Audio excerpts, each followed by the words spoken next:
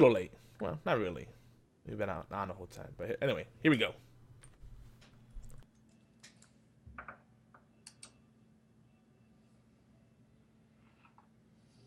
You're about to listen to the Timey-Wimey Tea Time Podcast, a GeekyAntics.net and AllGames.com production.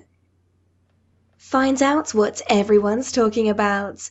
The Doctor, of course. Doctor Who? Exactly, that Doctor. Join us live at www.twitch.tv/GeekyAntics. That's GeekyAntics. Hang out with us, ask questions, laugh, and have at it. We can't wait to hear what's on your minds and hearts. Timey-Wimey Tea Time.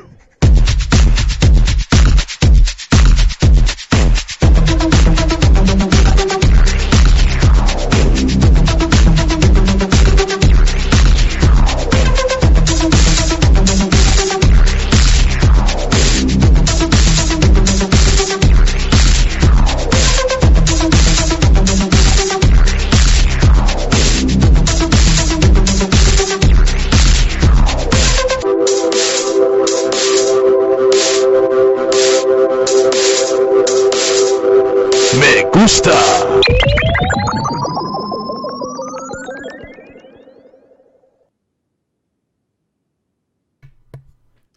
Greetings and welcome to Timey-Wimey Tea Time, where friends gather to talk about all things Doctor Who, sci-fi, fantasy, zombies, creativity, and everything geek. I'm Yomer Lopez, known throughout the interwebs for quite a long time as YogiZilla. I'm a gamer, a dreamer, an author of silliness, a disgruntled techie.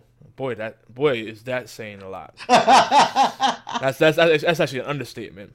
I'm a wild-eyed entrepreneur and a fistful of happy emojicons and sunshine. I ride into the battlefield upon a My Little Pony, and out of my mouth comes laughing swords of peppermint and ginger. Oh yeah. Or at least that's what people tell me, particularly Stan. It's true.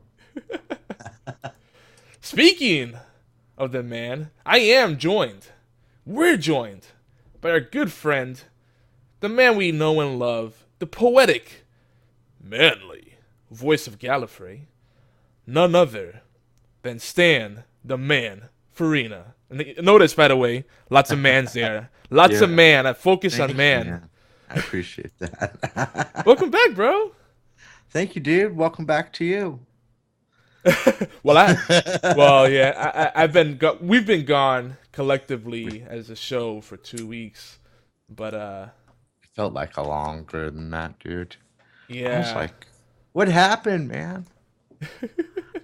Life happens. Life does happen, and you never know when it's gonna happen. Let us know how we sound, by the way, guys.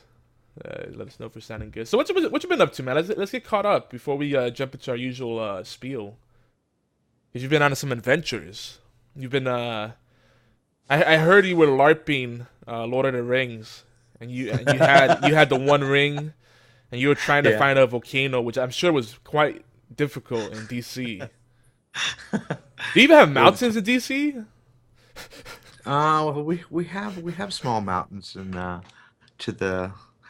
in DC, southwest. The Shenandoah, the beautiful Shenandoah. Oh, Which is a part of the Appalachian chain, which goes, I think, from you all the way up to Vermont. does it really go that far? Yeah, I never knew that. Look at that. but they're not the Rocky Mountains, giant. Yeah. The Rocky Mountains are just OP.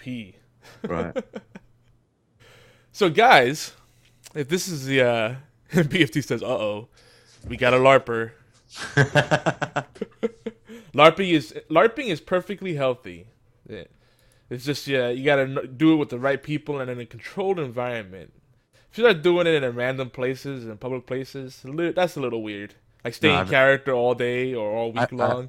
I've never done it, but I'd I'd be willing to try it.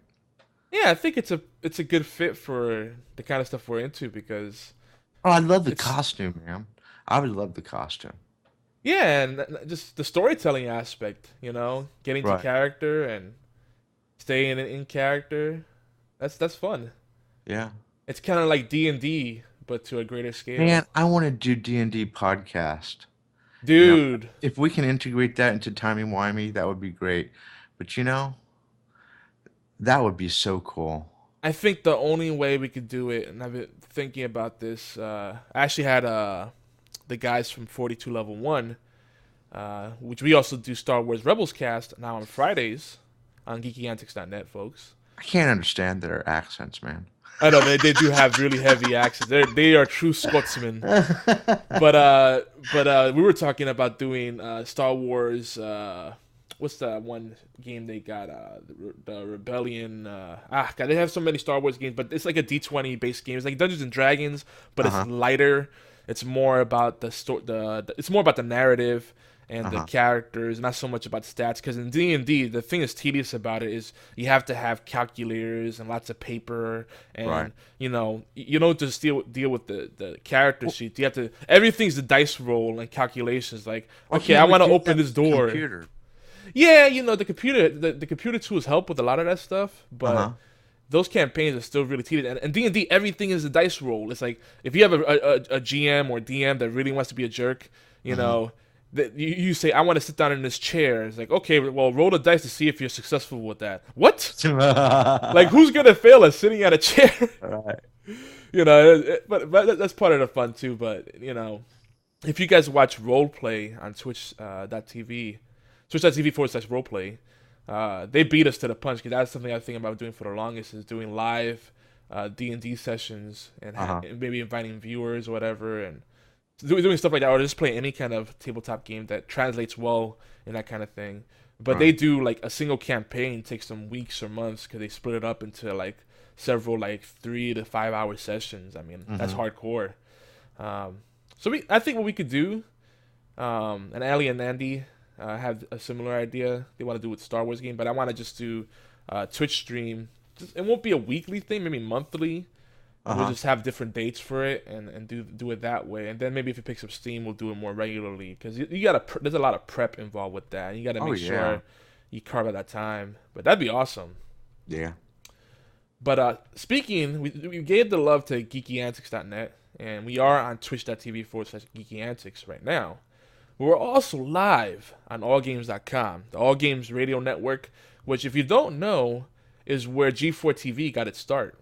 There's a lot of history there. So, All Games is one of the biggest podcast networks out there, and it's definitely the biggest video game podcast network.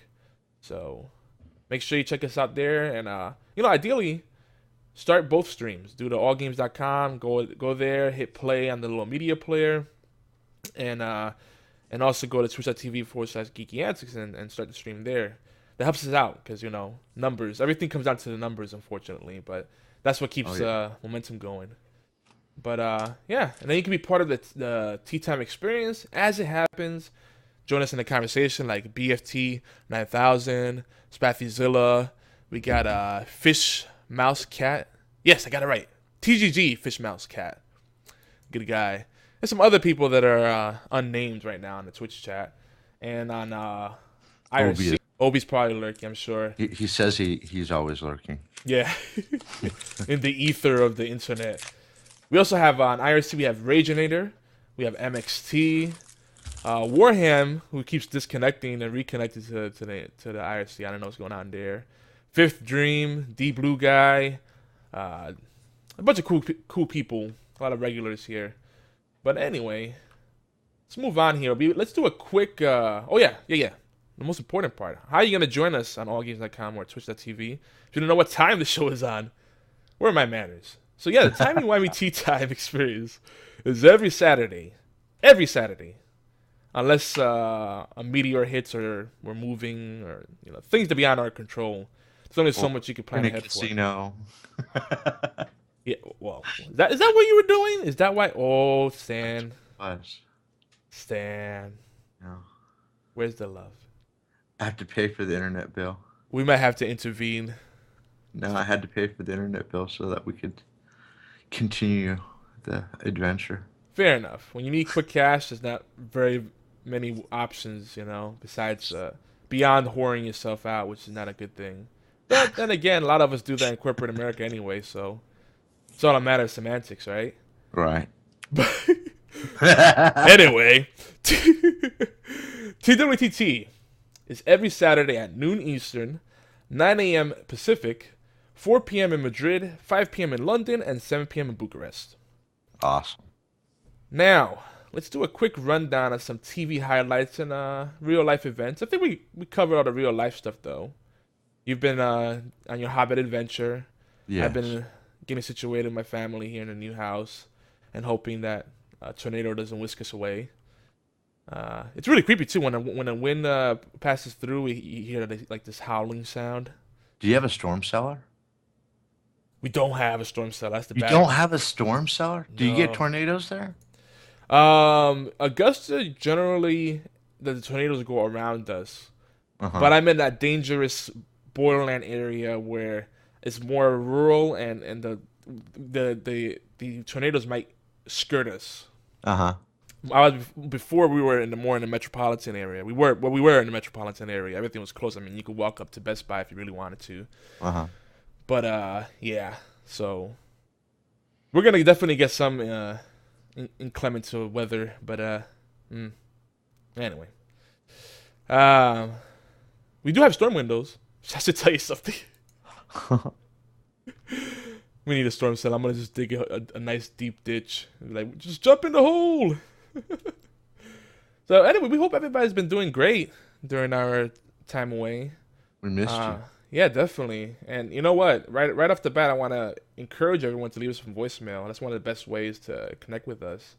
It's a very warm, fuzzy way to connect with us because it feels like you're right here with us. So Yeah. our voicemail line is 206-415-4987. Again, 206-415-4987. And that's US based. For you folks in other countries, like in the UK, you have to dial the 0 to 11. People can figure it out. People that do international calling know what to do. Mm-hmm. Or you could just do something, I don't know. I think with VoIP, sometimes with VoIP, you can make it so that you could change your home area and you don't have to deal with all that crap. And But anyway, now I'm getting all technical on you guys.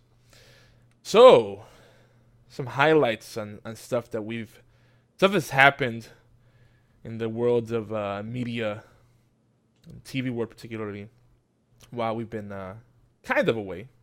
We've been here in spirit, right? Right. So Danny Pink is dead. The Doctor and Clara close season 8 or series 8 on a note of lies, disappointment, and brokenness. But the Earth is safe, so that's good. That makes everything okay, right? No, we had to say wrong. Very, very, very wrong. There's kind of a hole in our hearts here because I even have to admit it. This feels like an incomplete season. It felt like one huge setup and no real tying up a loose end. But we'll get to that.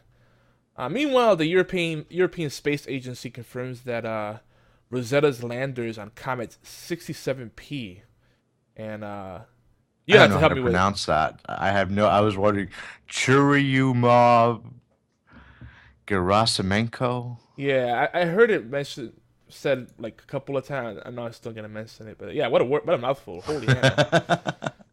But unfortunately, the lander was unable to anchor itself to the surface of the comet, and it could get tossed around some more, for real. So that's interesting stuff. So there, for those that have been hankering for some real space travel in Doctor Who, which has been lacking, that's the space fix right there. In IRL, in real life, real world, yo. But on The Walking Dead, Eugene makes a mind-blowing confession, and Abraham hits him quite hard. The best part about it is that Eugene drops face forward. It was like perfect the worst drop. I mean, it was like Dude. he was aboard. The bump. I mean, he must have. Even if it was a stunt man, whoever it was, they banged their nose. They had to have something there to break the fall. Have you ever tried to just take a drop like that? Like in the martial arts group I was in, we had one of the exercises we would do is an exercise of trust. and self-confidence. And what we do is close our eyes and just let ourselves free fall to the ground, and then try to stop ourselves at the very last minute. And it took a lot of discipline to do that, because I'd always stop myself like a couple of feet before I hit the ground, because I was always worried that I would hit my nose on the ground. And I don't know, they had to do something to break the fall, because if you ever do that, it hurts a lot. Oh, I bet. And you heard him go thump. Yeah. That was great. We'll come back to that for sure. But ABC. Wait, isn't it? Oh, wait, it is an ABC show. Yep. I keep thinking it's an NBC show. It is ABC. Yeah. Oh, ABC. I expect better from them, but yeah, they canceled Selfie. For real, guys, come on. They didn't even give it a full season. It's terrible. On what basis did they cancel that? Because the social media love has been generous for the show. Yeah, they had a lot of buzz going. If they really gave it a chance, that community would have carried the show. I mean, on all these sites that are,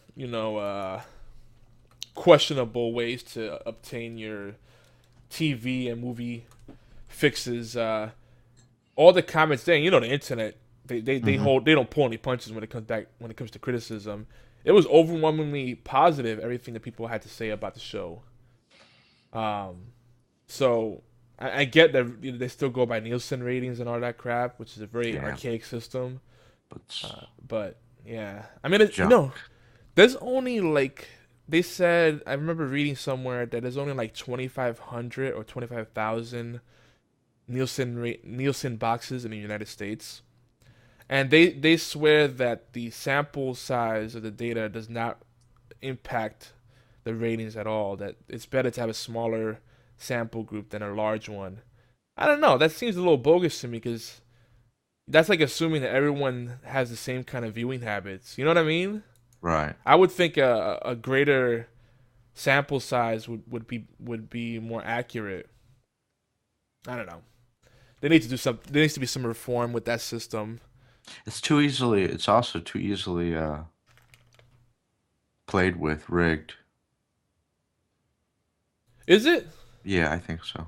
Because people have to have a special set-top box for it to No, count, but right? once you know who the people are, you can, if you're rigging it, you just kind of help them choose their programming.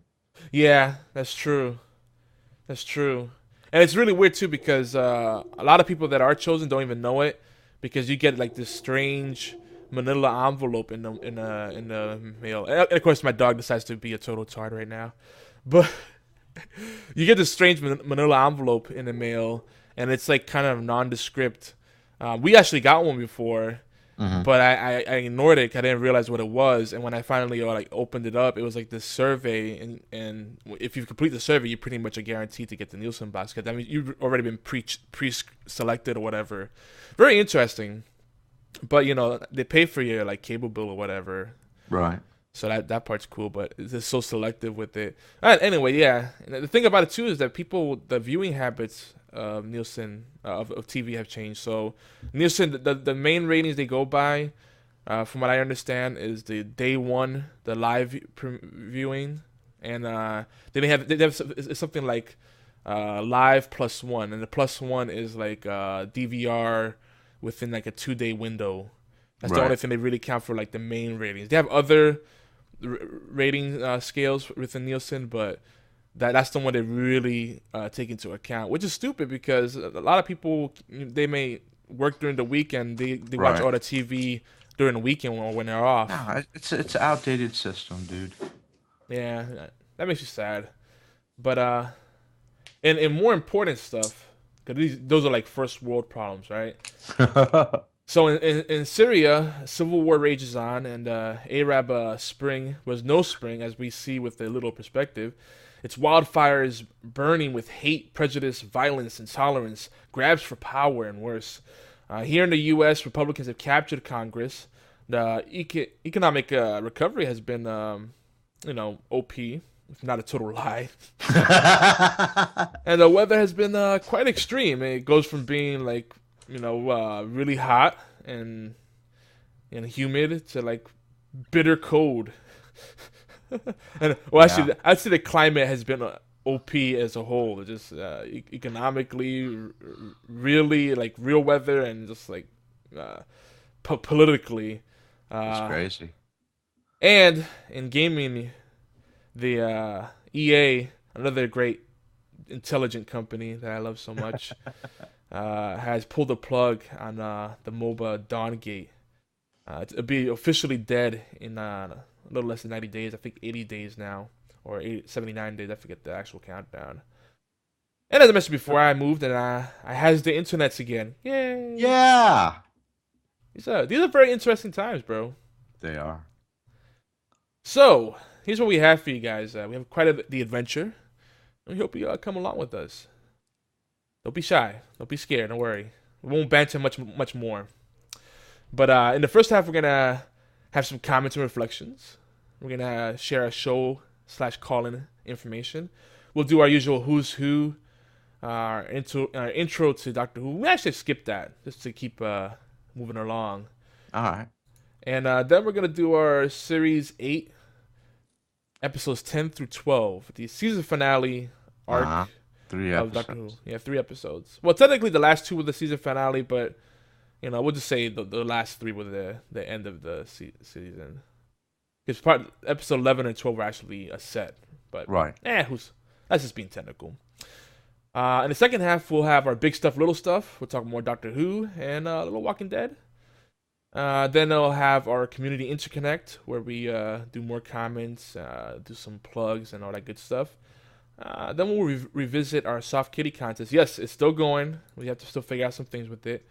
But for now, the submission period is still open. It'll probably be open for another week or two to get, not swooping off for a couple of weeks when it gives people a chance to still get the submissions in. And then we'll open up close submission and then open up voting.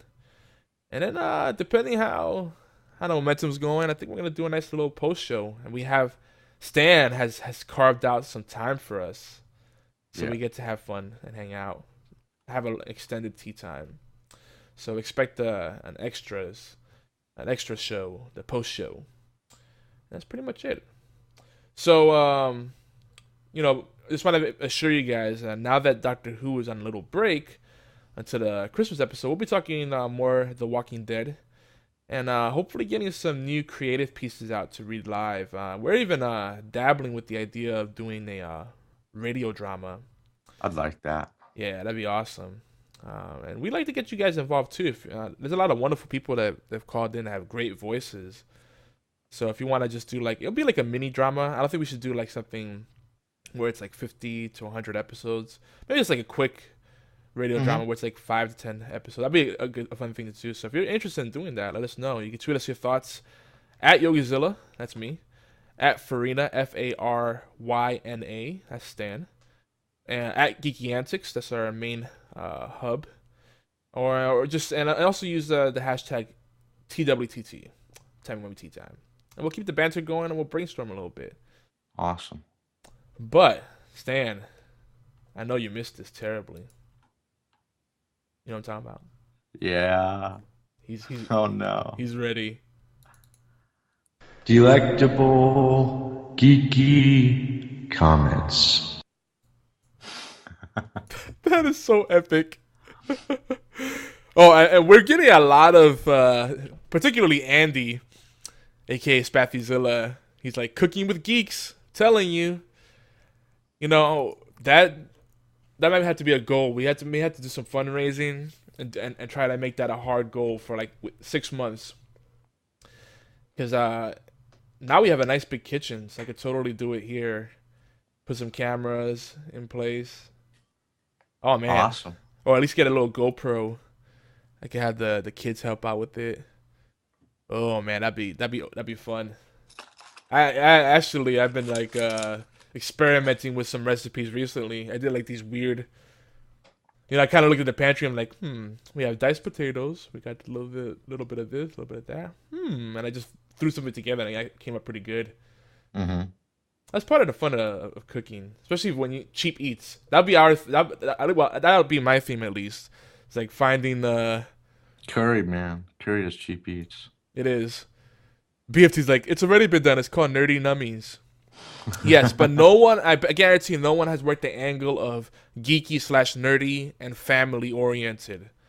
Because when you have a family, it's a whole, it's a whole different dynamic. And that's one thing that cracks me up. Like all the geeky and nerdy content out there, it acts as if there's no such thing as children. Like none of these people, all these people are single or something. What's that? Or monsters. Yeah, it's like That's the kitchen. the monsters in the kitchen. That'd be a good little way to take a good take on it.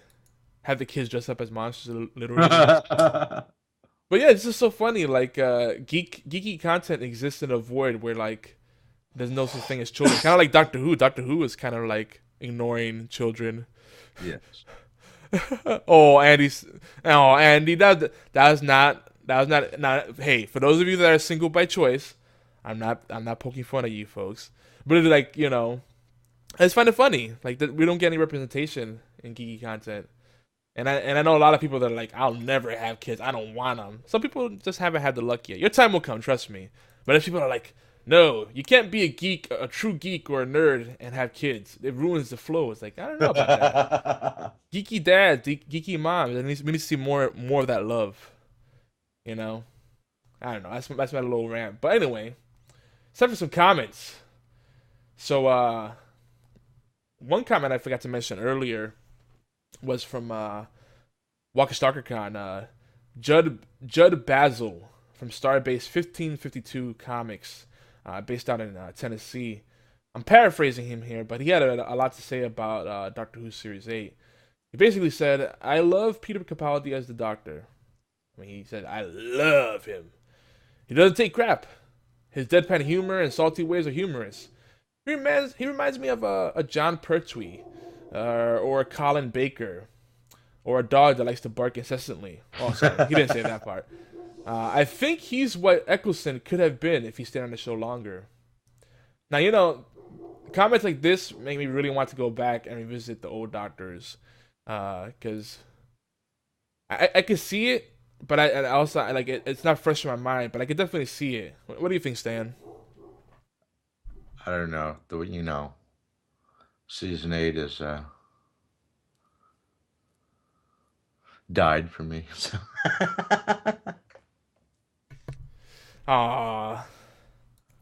Well, we'll get to that because that's gonna start another rant. So I see. I don't want to blame Peter Capaldi. Yeah. So I'm trying to be fair. Yeah, it's not a Peter Capaldi issue. I think it's a Muppet issue. I need to go back to the Muppet. There's no need for respect anymore. Well, all right. So let's offset the salt, and we'll go to Twitter, where people have been digging Series 8. We have Death in Heaven, who's at Aitor Mortz, AITORMRTZ. No, there's no O there. Aitor Mortz, I believe that's how you say it. But he tweeted, "A mí me gusta. Creo que no le gusta mostrar sus sentimientos. Y lo que no significa que no los tenga." So he said that he likes it. He likes the Doctor. He believes that he doesn't like to show his feelings, but it doesn't mean he doesn't have feelings. And I agree with that. Yeah. I'm about to kill this dog. I'm about to kill him. He has show feelings, huh? Yeah. He has shown emotions, so it's he hasn't shown as much emotion as previous Doctors. I'm not being apologetic. He has shown emotions. Is it disappointing? If you liked see, I don't want to say this because of Andy, so I'm not going to say it. But British society has a stereotype of being emotionally restrained. Yeah. Like one of my favorite authors, Derek Prince, who is a contemporary with C.S. Lewis and Tolkien. I mean, and he was talking about this problem once, and he was like, my father never told me that he loved me. All right? I'm sorry, but That's a problem. That's not a small problem. And that's the kind of doctor that we have. And that's a problem. I don't I think the America, the US is catching up with the UK with that. That We're getting colder. yeah, we're getting colder, and taking a moment to show emotions and have meaningful interactions, that's becoming more and more of a luxury for people. Well, it is, and social media is part of the problem. Oh yeah, it's But just I think social media is accelerating the problem. How's that? social media, the information highway being, having faster lanes on there than ever.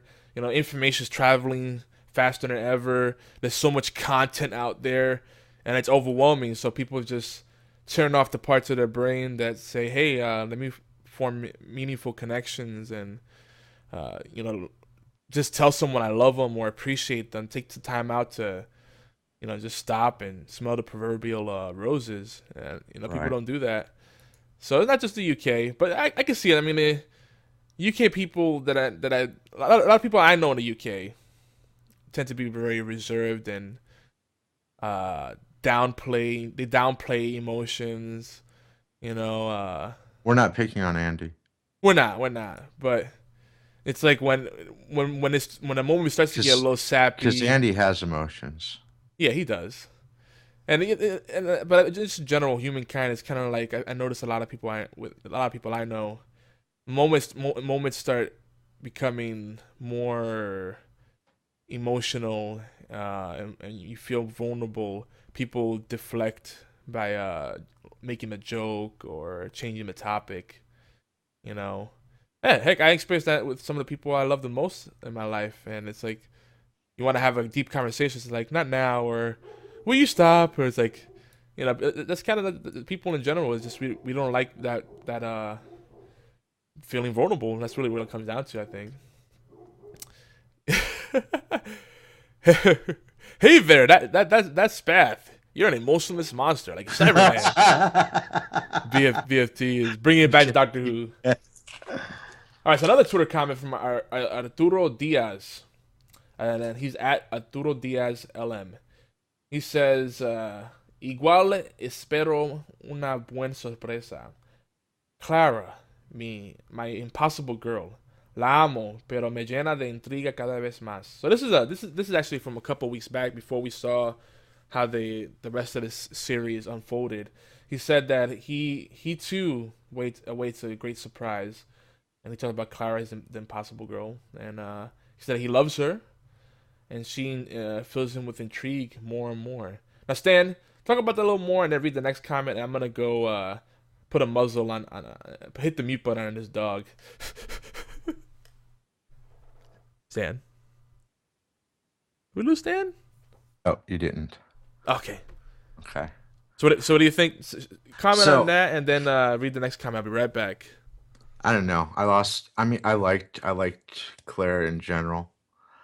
She had some problems throughout the season, but I kind of don't like her at the end. And I mean, in the season finale, I mean, she kind of dropped the ball for me because I don't know. She lacked a depth of emotion regarding Danny Pink's death. So I got really bummed out with her. Um, she wasn't devastated. Yeah, she wasn't devastated by Danny's death. And she even says it on the show. What bothers her most is that Danny died in an unexciting way. Yeah, he died while talking on the phone to Clara, who was trying to say things that she didn't have the honesty and sincerity to say directly.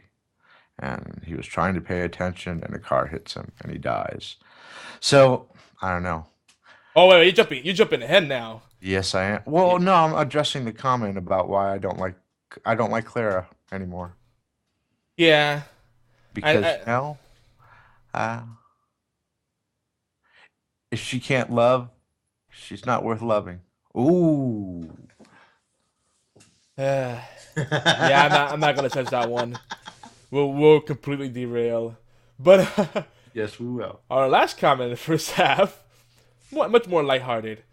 Over on YouTube, Erin Borman, who's one of our regulars, she writes us again. She says the toy TARDIS was cute. Are they pushing Christmas sales already? Yeah, definitely. That's hilarious. And you know what? I got to send you a picture. I got to put a picture up on Geeky Antics. Because guess what I got for my birthday? What'd you get? I got a tiny TARDIS. Did you really? I did. It's not that tiny, actually. I don't know, it's about a foot tall. So it's bigger than the one that fit in her purse, in Clara's purse. But it's kind of cool. But what's really cool is that it opens up and there's actually a silver, a 1 ounce silver coin with the TARDIS on the coin, which is really Really? cool. Yeah. So it was a total surprise. I'm a little jelly right now, bro. Just a little. But Come over and play with it, man.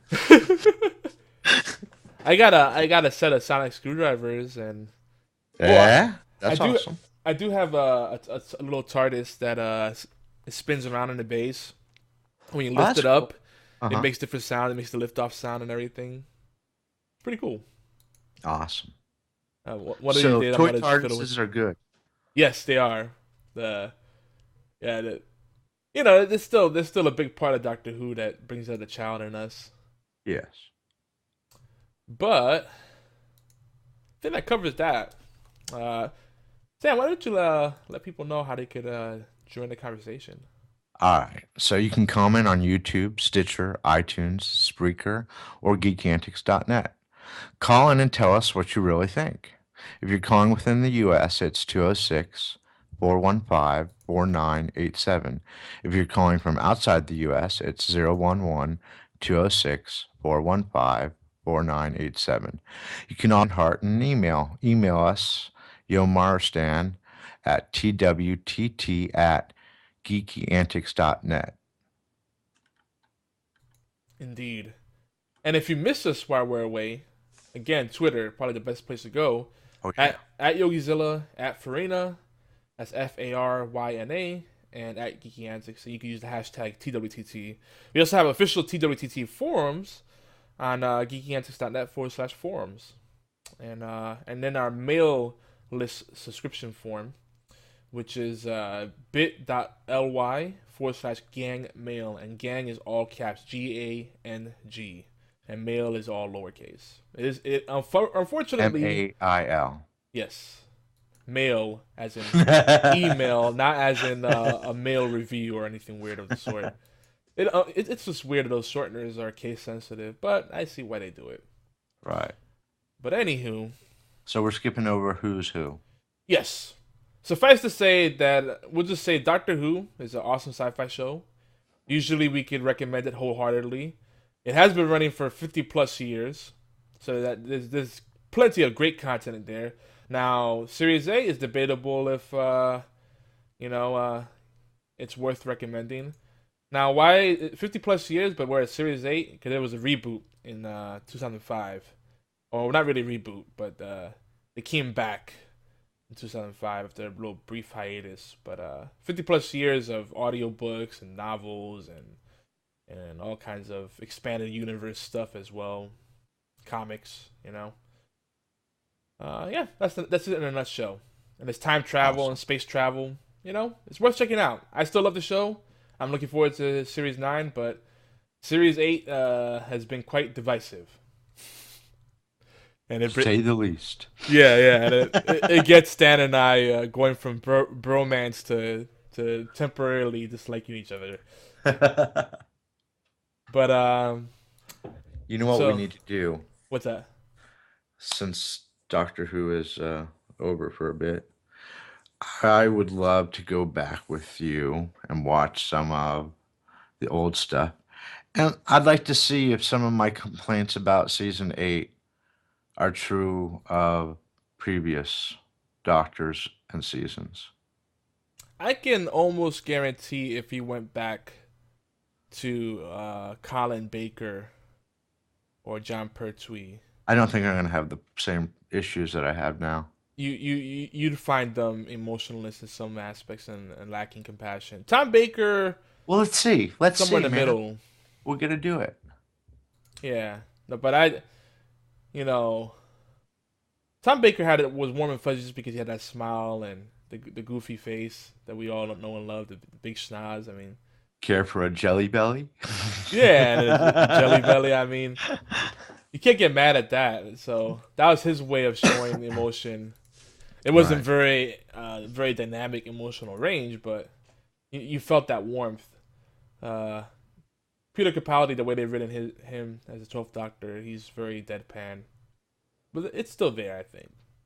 I think Colin Baker was far worse. Well, I think Peter Capaldi is supposed to be the pro with deadpan humor. So either they're not exploiting that fully or something else. I think he's done everything with the role that he could possibly do. I mean, the lines they give him, you know, and I'm sure the direction they've given him, there's only so much he could do within that framework. Uh-huh. But anyway, just a reminder, we are live on allgames.com and twitch.tv/GeekyAntics every Saturday at noon Eastern, 5 p.m. in London. And you can figure out the time conversions thereof. But if you missed the live show, you can also tune in on YouTube on Saturday evenings when we're usually pretty timely about getting the videos up on YouTube. That's youtube.com/GeekyAntics. Or just search Twitter for hashtag TWTT, and you can see our latest uploads and goodies there as well. And don't forget to leave us those voicemail messages. 206-415-4987. Again, 206-415-4987. But we're getting close to the first half of the show. Got about 12 minutes here. So let's talk about the last 3 episodes in Doctor Who Series 8, the finale, so to speak.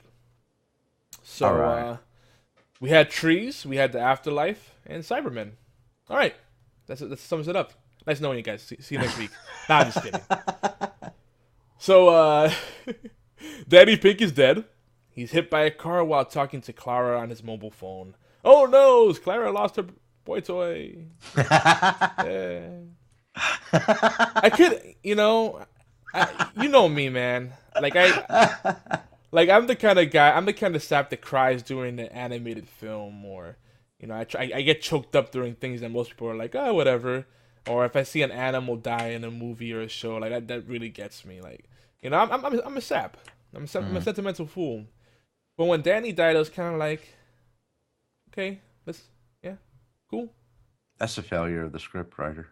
Yeah, it didn't hit me. I started to like Danny. I started to see his value, but I still felt like he was kind of tacked on. I tried to force it too much. It didn't feel natural to me. Mm-hmm. I don't know. What do you think?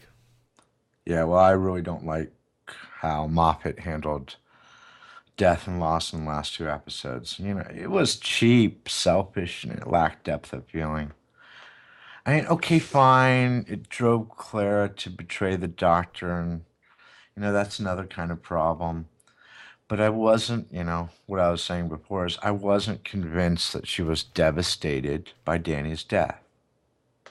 And I want to give you a feeling for how one should feel about the loss of a loved one. And I'm going to read a little bit of Maya Angelou's tribute to Michael Jackson. In the instant that Michael is gone, we know nothing. No clocks can tell time. No oceans can rush our tides with the abrupt absence of our treasure. Though we are many, each of us is achingly alone, piercingly alone.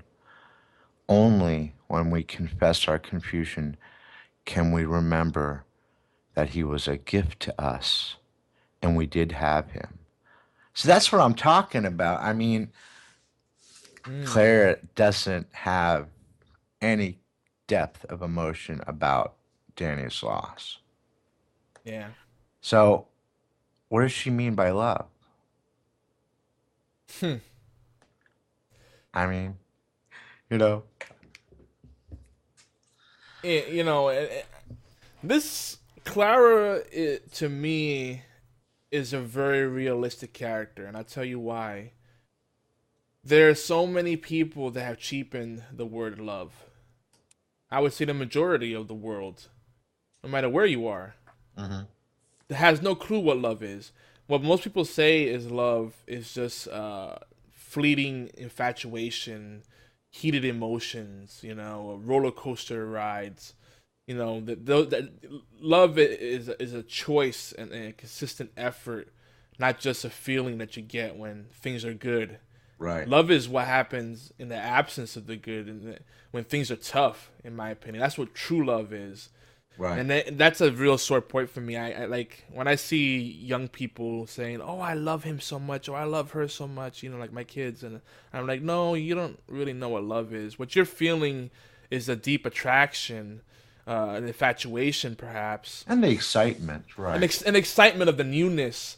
But you can't say you love someone until you really get to know them, and you go through challenges together, or you Right. make yourself vulnerable in front of that person. Hey, I'm gonna tell you something I never told anyone else. Once you put yourself in those positions where you really have to have trust and be vulnerable, once you're fully exposed, only then can you say you truly love someone. And you never get that with Clara and Danny.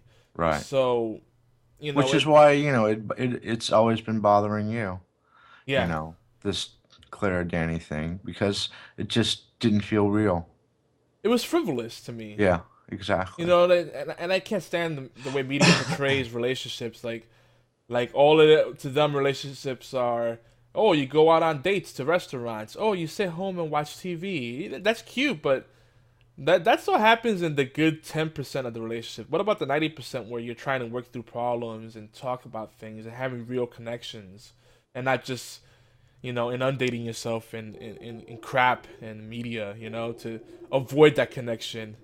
See, Right. and the dog agrees too. He feels very passionate about it.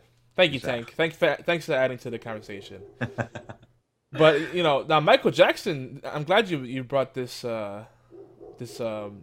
poem, this little Uh-huh. poetry, this deep chain of thoughts here, because when I remember exactly where I was when Michael Jackson died, and the feelings I felt, and it was just so moving to me. And people tend to over glorify famous people dying, but I really felt the loss of Michael Jackson, just like we did Oh, with Robin Williams. yeah, the whole world.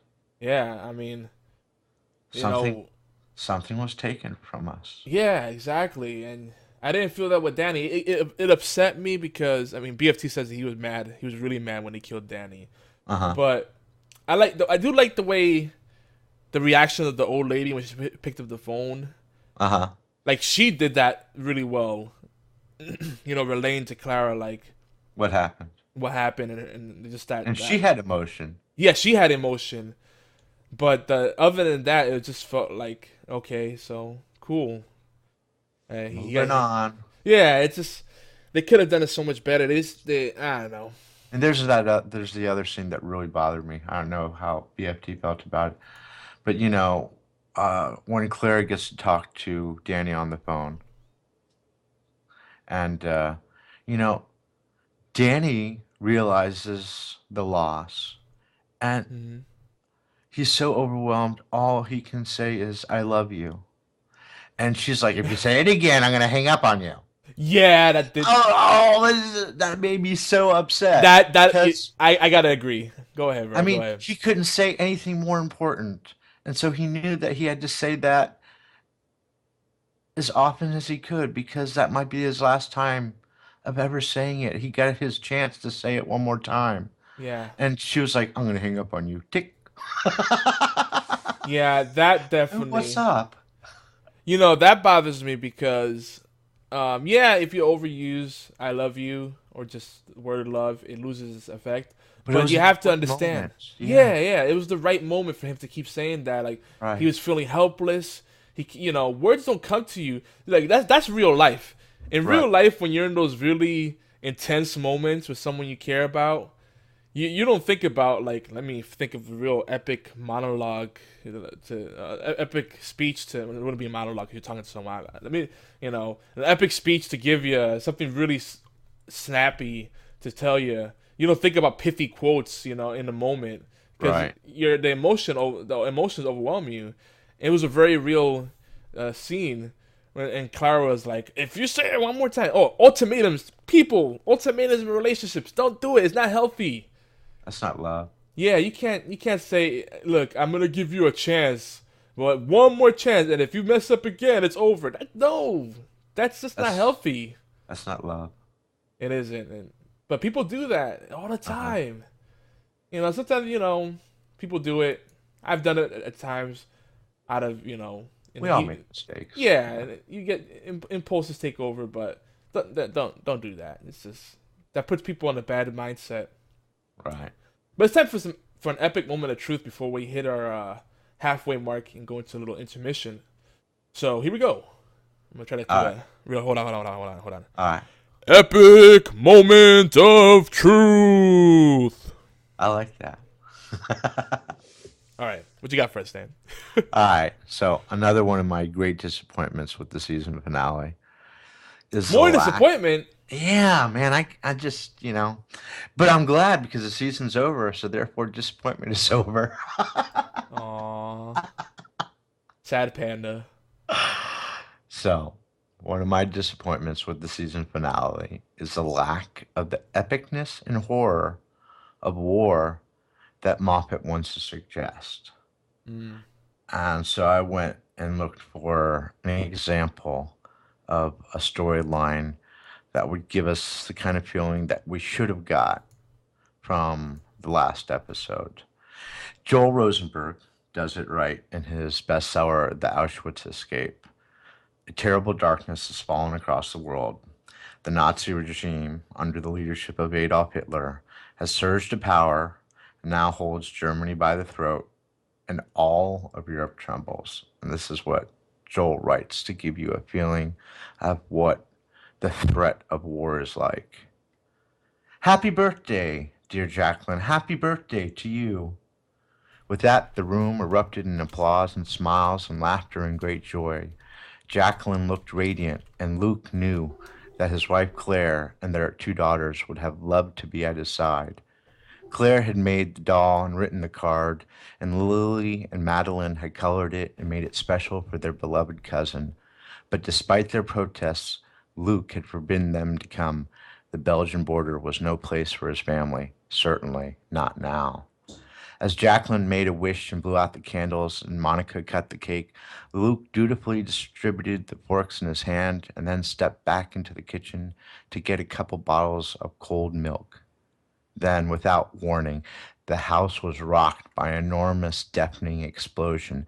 The blast wave sent everyone crashing to the ground. All the windows were shattered. Shards of wood and splinters of glass flew everywhere. Plates and glasses smashed to the floor. Terrified parents grasped their children, trying to shield their small bodies with their own as they covered their heads with their hands and hid under the table and behind overstuffed chairs. The eastern skies were filled with planes as far as the eye could see. Nazi planes, fighters, bombers, hundreds upon hundreds of them. Like a plague of locusts, the Luftwaffe was coming. And that was not all. Out of the thick, dense, supposedly impassable and impenetrable forests of the Ardennes now emerged German mechanized divisions and swarms of infantrymen armed to the teeth, more than he could possibly count. Jean-Luc Leclerc had never been so scared. Now that's epicness right there. Isn't it? But we don't get any of that, and we should have. And so I'm wondering, this was one of my questions. Maybe the problem isn't the Daleks or the Cybermen or the Weeping Angels. Maybe the problem is they're never presented in that epic way. Yeah.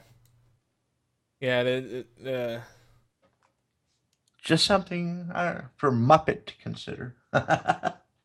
well, the thing is they make these reveals and they're pretty epic, but then like the issues are resolved so easily that then you go back and realize, yeah, it can't be epic. The scale can't be that great if it's fixed so easily, you know? Right. That hurts it.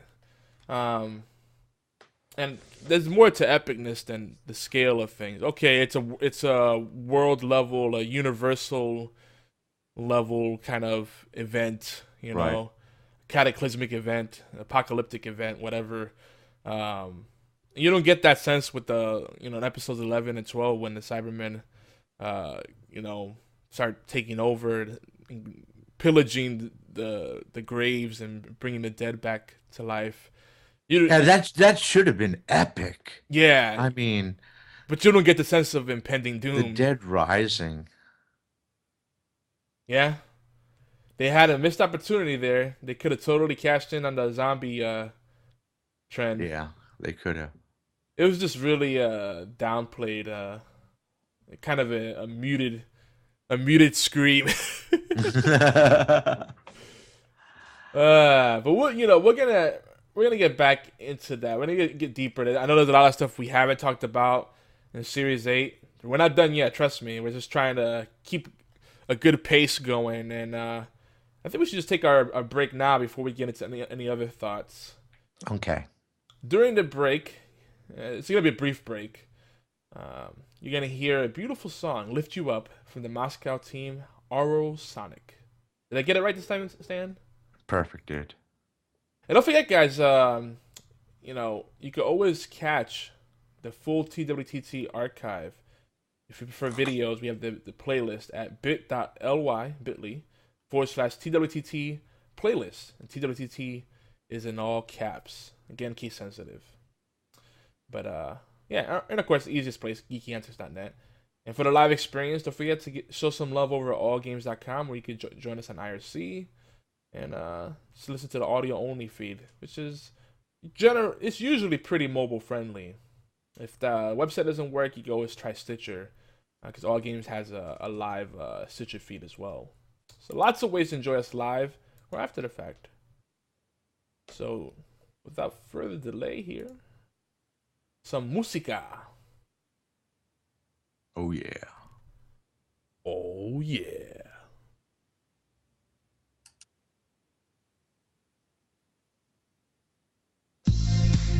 Love is patient.